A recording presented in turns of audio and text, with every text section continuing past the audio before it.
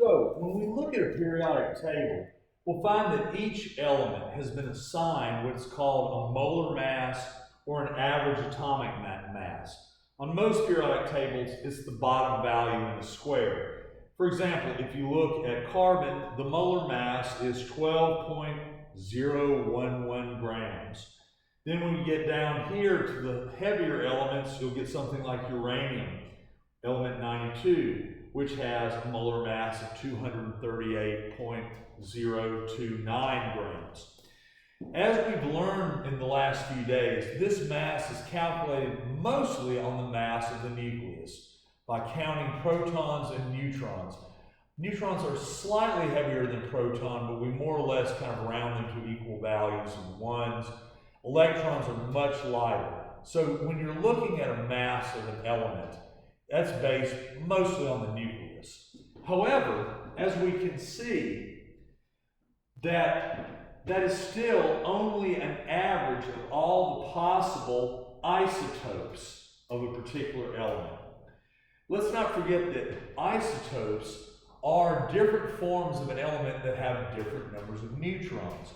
For example, lead has 4 isotopes. Lead 204, lead 206, lead 207, lead 208. So what that means is that we have an increasing number of neutrons. If you recall, we can establish the number of neutrons by subtracting the atomic number from the atomic mass, so to find the number of neutrons. So we would assume that if we subtracted 82 protons from 204, that gives us 122 neutrons. We have 2 more neutrons here for 124, then another 125, and then another 126 neutrons. That is the difference between these forms of lead. So, if we were looking to get an average value of what a typical sample of lead would be like, the first inclination might be, we'll simply add these up and divide by 4. However, this is not a scientifically rigorous way of establishing an average weight for samples of lead. What has been done by scientists for about a century is a very comprehensive analysis of the samples of lead from all around the world, where scientists have used painstaking measurement and equipment to try to figure out how much of each isotope is represented in a sample.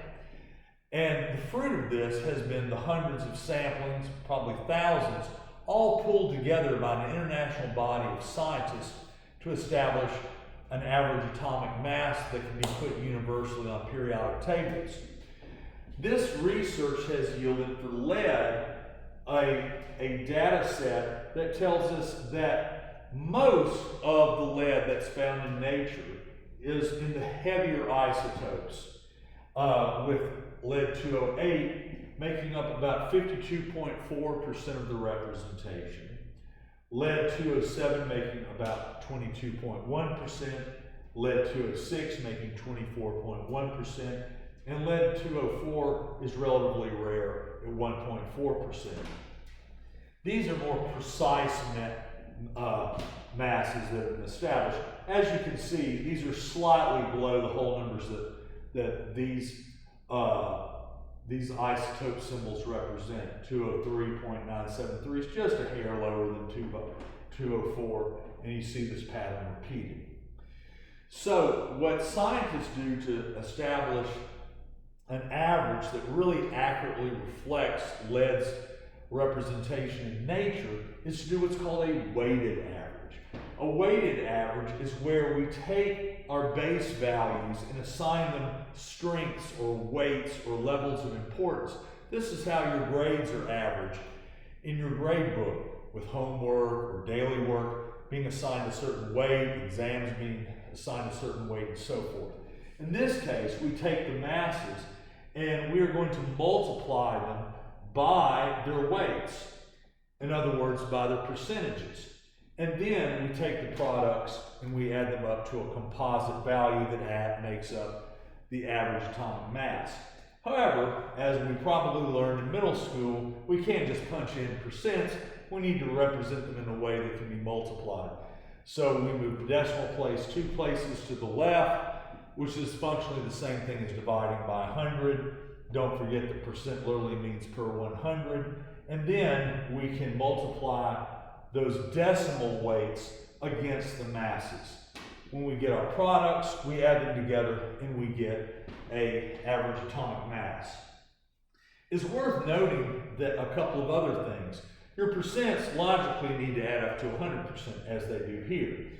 Also, your average atomic mass, we would predict, would logically have to fall somewhere between the lowest value and the highest value. And it certainly does.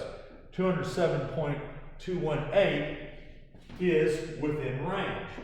You'll also could probably eyeball, if you looked at these numbers, and guess that the number was going to be somewhere slightly above 207, since over half of the representation of lead is lead 208, and a quarter of it almost is 207. We kind of could eyeball and guess it would be somewhere around here.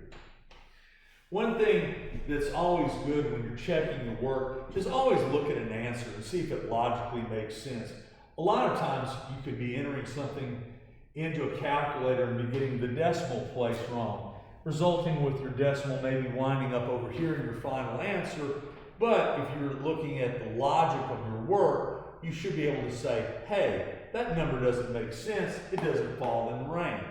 So when we're doing any type of an average, whether it's an unweighted average like we're used to doing or a weighted average here, you should have an answer that falls within the range of the lowest to highest value.